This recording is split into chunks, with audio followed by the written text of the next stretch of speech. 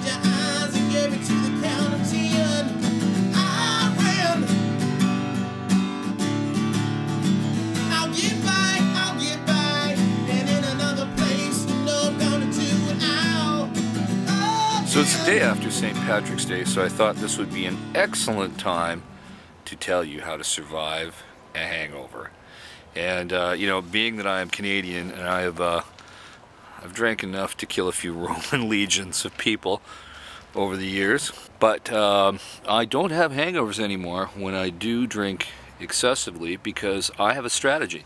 And like anything else in life that you're going to do, you're always a little bit better off if you have a strategy versus no strategy. So let's go in the RV and I'm going to tell you how it's done, Canadian style.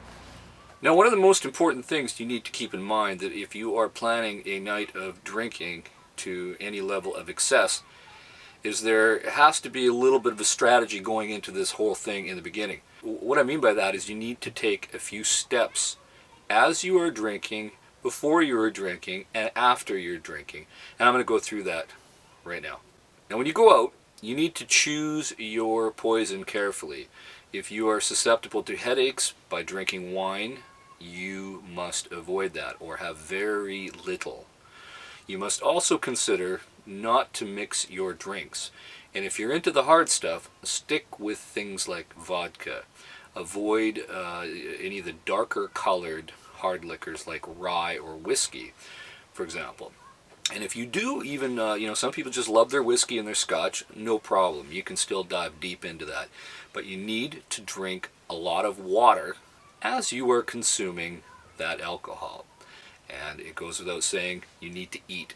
And try to avoid greasy foods. I suggest, especially if you're hitting it really hard, you need to have 1 cup of water for every drink you have. If you do this, trust me, you're minimizing damage right off the hop. You also need to count how many drinks you're having. That way you know if you've gotten to the point of ridiculous. I know for some people they have a hard time stopping and definitely have a hard time counting, but it's part of the strategy. And even I can remain, with some composure as I'm drinking, so that I know, well, you're at drink number 14, it's time to stop. Another thing I suggest you do before you go out, take some B-complex, because you're going to be going through a lot of nutrients with your liver, processing all that stuff. And in the morning, what you need to do is you need to have more of this stuff. Now, if you're following along still, and you're at the end of your evening of imbibing heavily, you need to end your day with some potassium. You get some OJ into you. You drink at least 1 cup of that and 1 cup of water. Now, some people like to throw in some Tylenol with that to try and ward off the future headache. I do not recommend that, because when you start mixing some of these painkillers with alcohol, it can definitely destroy your liver. So I'm not going to endorse that, even though I have on rare occasion tried it to no avail. The whole idea is to avoid the hangover. If you just follow these simple steps, things are going to work out fine. So in the morning, when you wake up, first things first, you're going to have more of that B complex, and you're going to throw in some vitamin C. Can't hurt you, definitely might help you. It's what I do.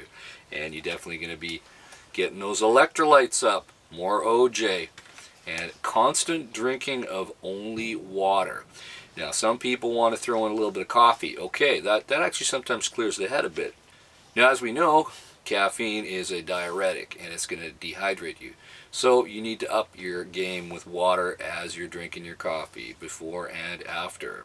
Now, if you are in the pro level of drinker, I suggest medical oxygen. I've actually, when partying in Vegas, I bought these cylinders that are portable with pure oxygen. Clears the head, wonderful for the hangover.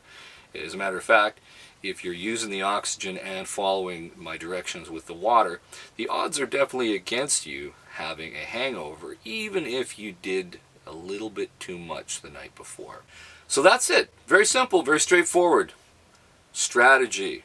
Remember, choose your poison, keep hydrated, keep the B-complex vitamins in your body, keep the electrolytes up, lots of potassium, Try to avoid painkillers and mixing drugs in with the alcohol, for God's sakes. And if you're on Valium or anything weird, do not mix your alcohol with any form of tranquilizer. For God's sakes, you can stop breathing and you're going to die. So please, use your head out there. You can still have fun, you can still drink, and of course, don't drink and drive above all else. In the meantime, folks, stay safe, keep your wheels in the ground. I'll talk to you soon. Bye-bye.